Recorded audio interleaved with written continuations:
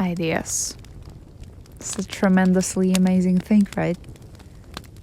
Actually, they are a gift in a disguise. And, like, I know it's hard to define whether it's a good one and whether it's worth it to stand up and turn it into something reminding reality. But they might be life-changing, you know? And despite the fact that we are told to give up on them, that they are senseless and not good enough, we should just go and try. Actually, the key is hidden in storytelling, you know?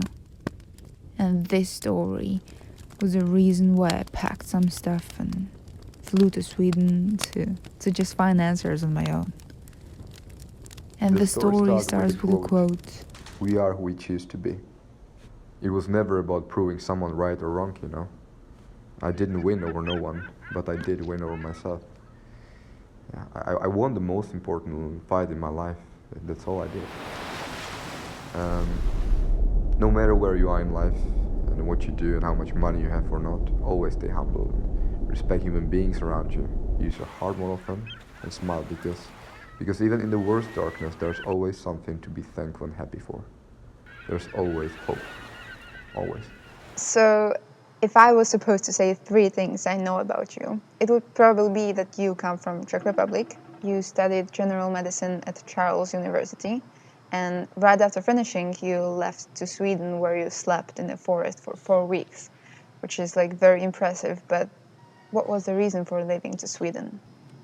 Yeah, why I left to Sweden is it was many reasons I left to Sweden. Just I felt like everything was falling apart for me, and the most important was that I felt I need change from everything, and for me it was not actually a runaway. I took it as a challenge, as a new beginning. So it was not I run away from the problems. It was the opposite way.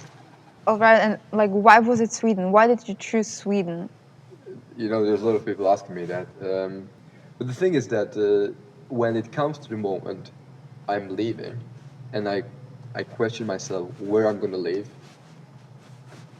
it was just Sweden. It pops up. It's Sweden. So I moved to Sweden.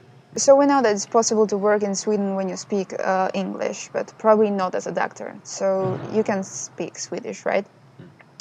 So how did you learn it so fast, and did you learn it by yourself?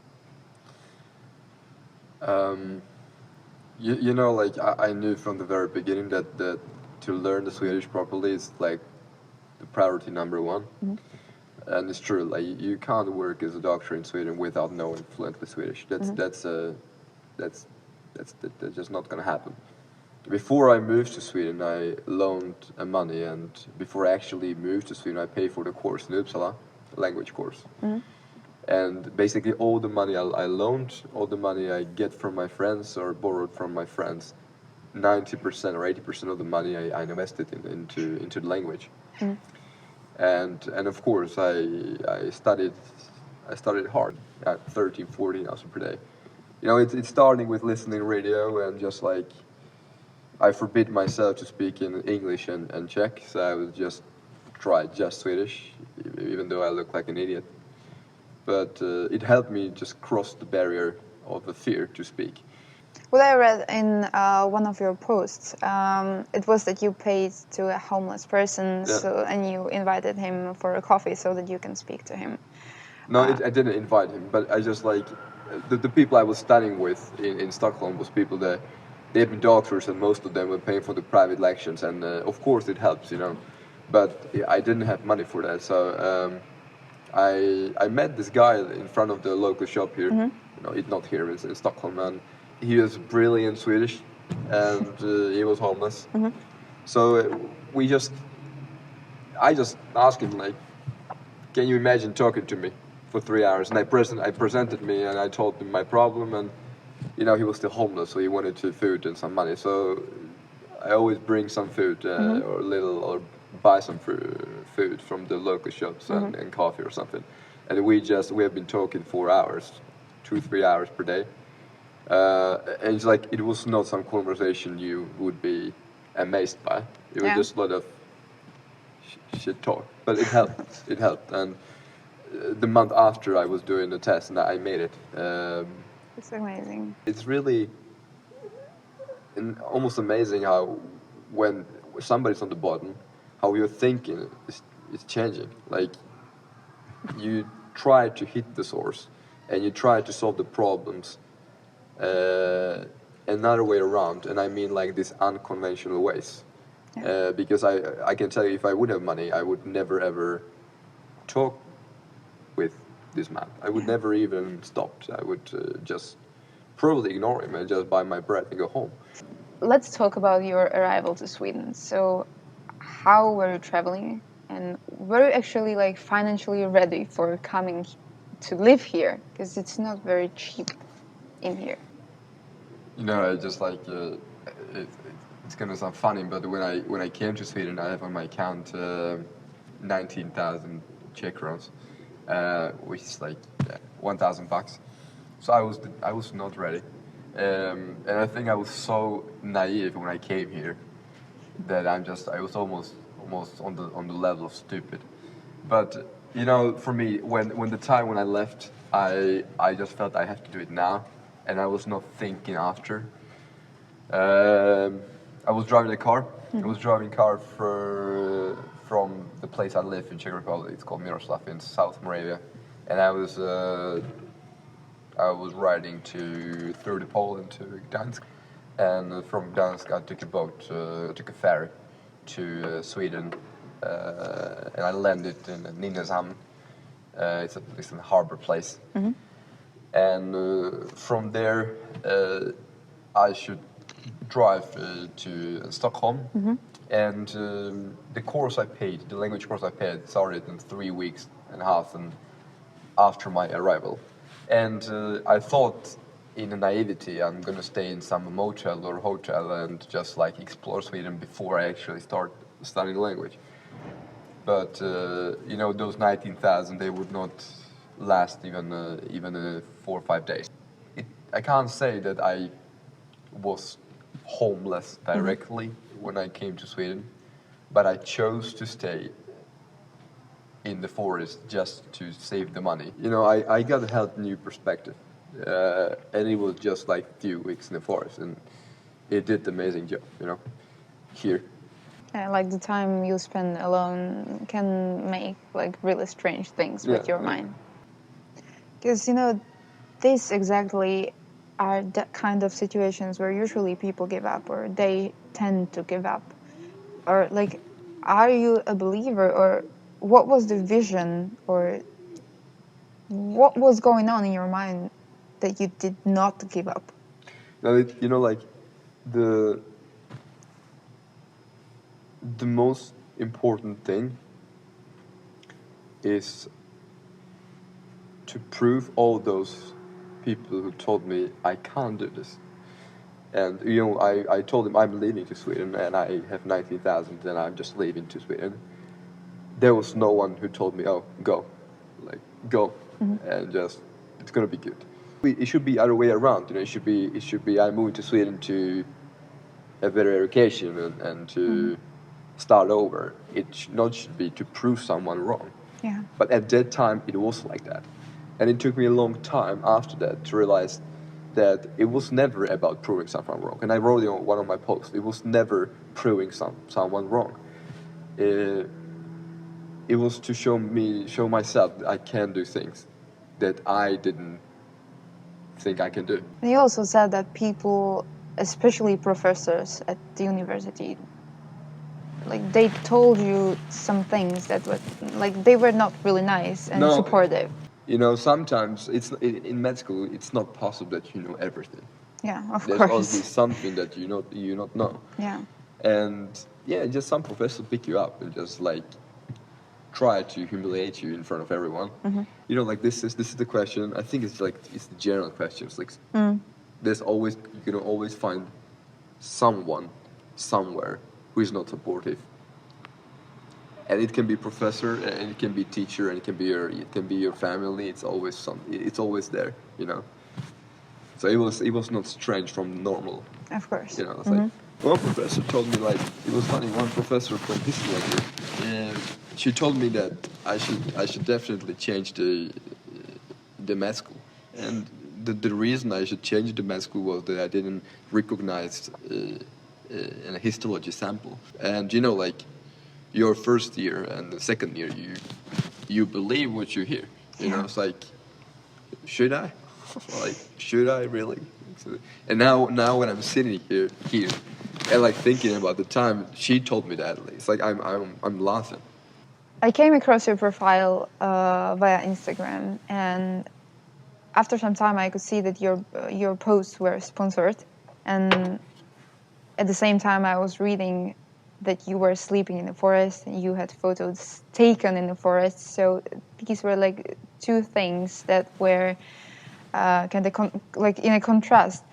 And I had a period of time when I could notice that people were doubting your realness, doubting the realness of your story, of your profile. And I have to admit that I had such period as well, but it was right because of this reason that I just couldn't get the point that you could buy some food instead paying actually the advertising on the Instagram, but probably it was in a different timing. People doubting whatever you do, and for me and for myself, I don't care. I do what I want, and I know what I have been through, though. And in all my experience, I can tell you that you can do whatever you want. And you can be the best human being in the planet, and there will be still people they don't like you. That's still okay. Yeah, that's true. And when you do something good, of course, it costs time, and it costs energy, and it costs money. This is 21st century, and exactly how it works. Yeah. You know, and at the same time, I have to say that I've never made a single dollar from my Instagram. I've never posted anything. I never promote anything. I just did it because I think it was quite fun to have Instagram, quite important, and especially for the feedback I got in these messages that people actually managed to get to medical school and finish med school. But I did it a year after that. Yeah. I did it when I was okay, when I had money and when I have the salary as a doctor here. So. Yes. But at the point, I understand it's a little bit contradiction when you posting you sleep in the forest and it's sponsored post. I got that.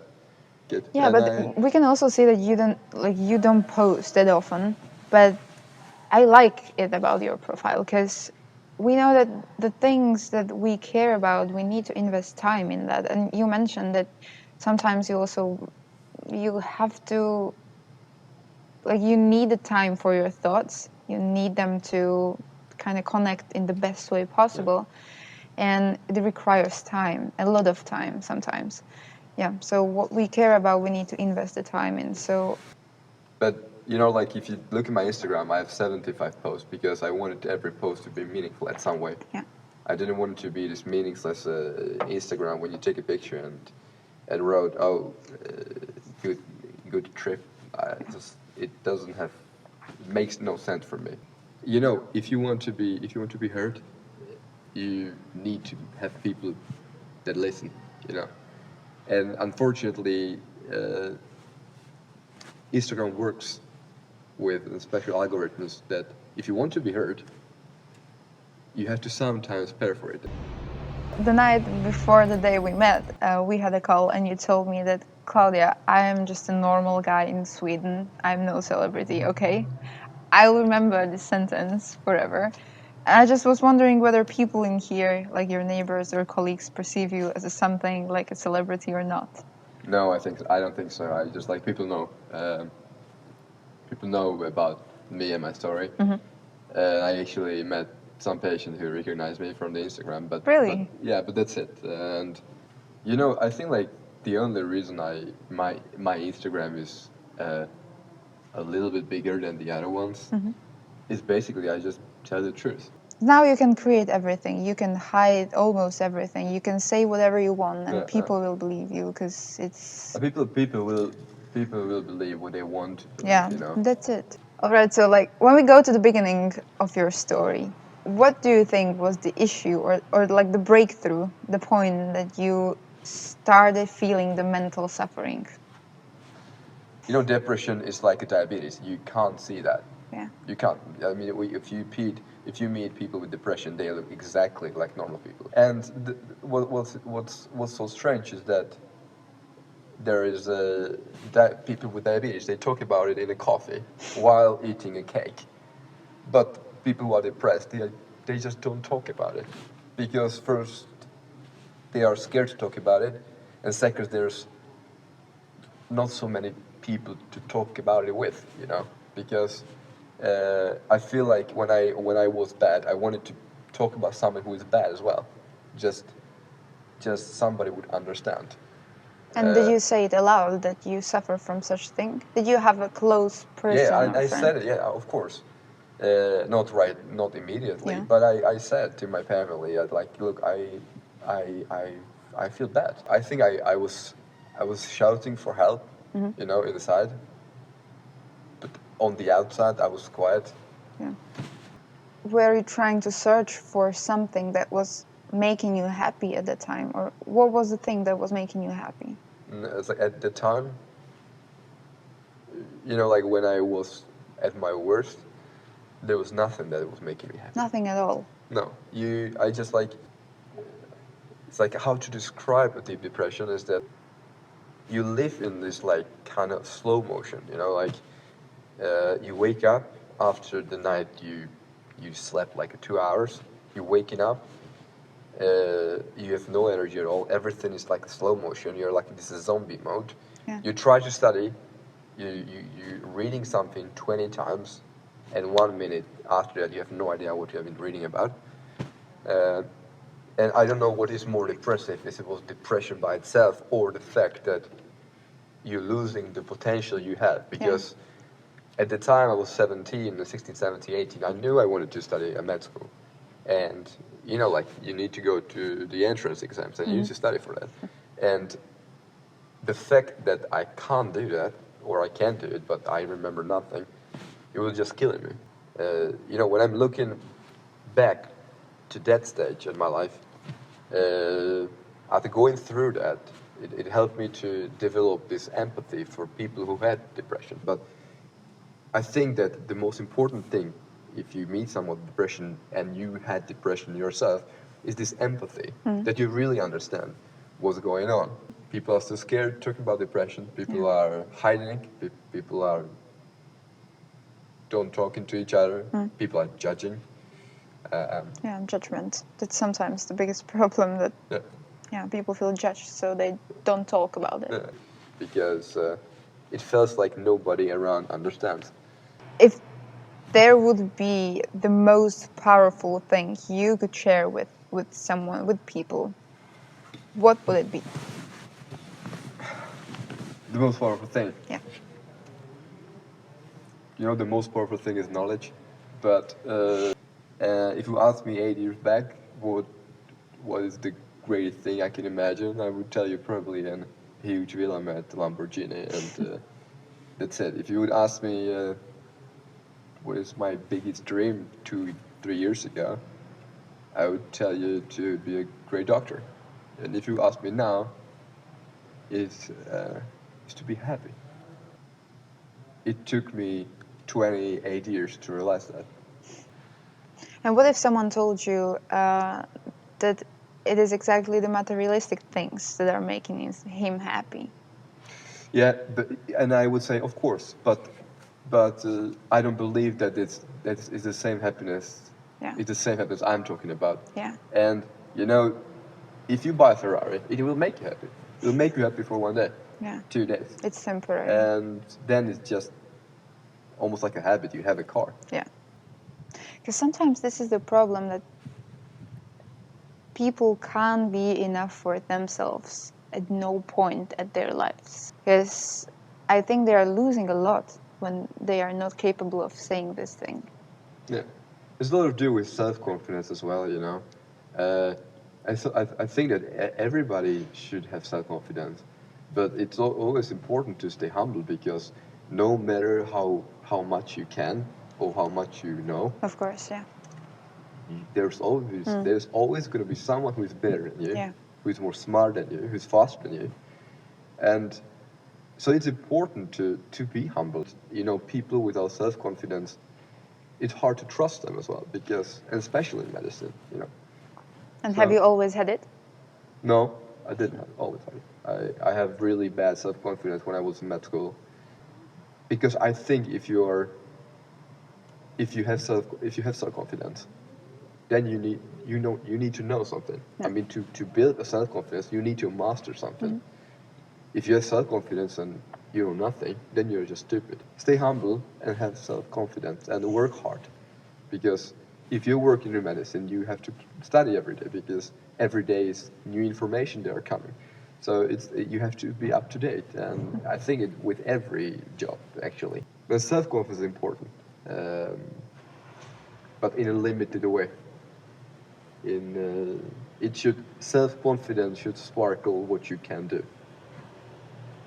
I don't know if it's specifically for me or just generally people coming from Czech Republic, Slovakia, that when we come somewhere and we see people from Canada and USA, we just lying on our knees and just begging, please give me attention, and don't crush just because people are coming outside and have better education on the paper, because in the end of the day, if I would trust this, I would never be here right now. This is also what I wanted to ask, that when you came here, did you feel that you have some knowledge that was missing? Like you could see people and doctors working here and they had some knowledge, some standards, some information that you didn't have? So Swedish medical system is working really good, and I think the only thing I was missing was the practical skills, which they are kind of important, I think, because the system here is focused on the practical skills.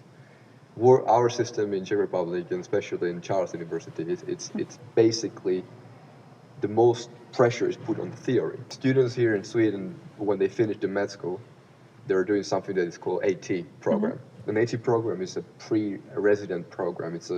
I think it's 21-month rotating program when you change department every 3 or 4 months. So you got all the angles. And if you come in here and you don't have that, then you don't know how the health system working here. It's hard. It takes you time. Maybe it's a hard question, but maybe not. What's your biggest mistake of your life? A lot of mistakes I've done in my life, and I have to say there was not that one huge mistake I wish I wouldn't do. The problem is that I would tell you that I would erase all those mistakes if only I would sit right now, right here. And I believe in this butterfly effect. You know, I think that if I would take out one mistake, or if I wouldn't do a mistake I did, I probably would not be sitting here. You would not be here, yeah. And every mistake is a lesson learned, you know. I know it sounds like a cliche. It sounds like cliche. It sounds, but it is but like it's that. it actually works. And It's the fact. It depends also on the attitude, how we take and how we accept the mistakes, and how we deal with them. It's important to take it and learn from it and carry on. So no, I'm taking all the mistakes I did.